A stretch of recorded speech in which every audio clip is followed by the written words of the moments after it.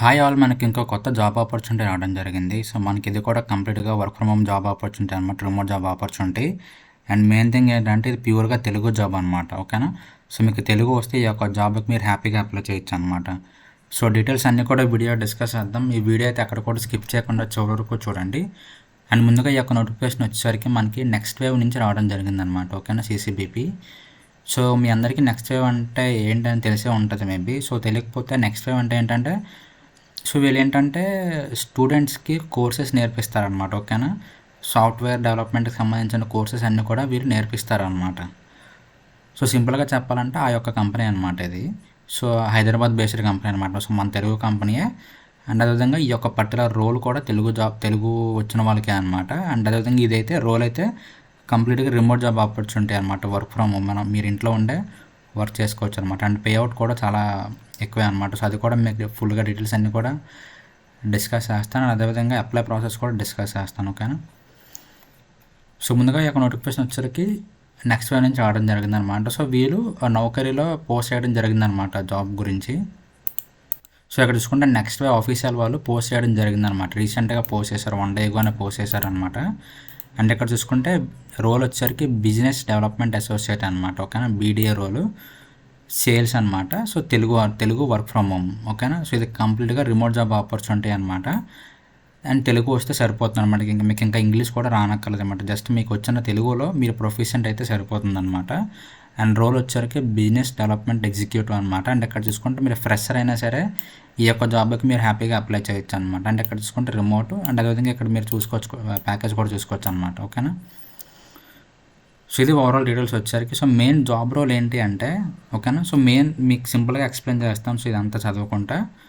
So మీరు ఏంటంటే స్టూడెంట్స్కి గైడెన్స్ ఇవ్వాలన్నమాట, రైట్ గైడెన్స్. ఓకేనా?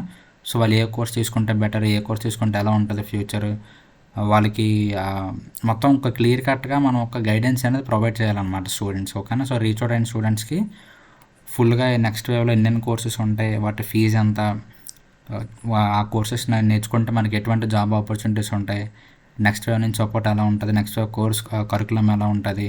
సో మొత్తం అన్నీ కూడా మీరు నెక్స్ట్ వేవ్ నుంచి సంబంధించిన ప్రతి ఒక్కటి కూడా స్టూడెంట్స్కి క్లియర్గా ఎక్స్ప్లెయిన్ చేయాలన్నమాట. ఓకేనా? సో ఇది మీకు మెయిన్ రోల్ వచ్చేసరికి. అక్కడ చూసుకుంటే you are interested in guiding students with their career decisions. ఓకేనా? సో స్టూడెంట్ ఒక కెరియర్ డెసిషన్స్ అనేది మీరు గైడ్ చేస్తారనమాట స్టూడెంట్కి వచ్చేసరికి. ఓకేనా? ఇక్కడ చూసుకుంటే you have the empathy to address all queries regarding next wave courses. ఓకేనా?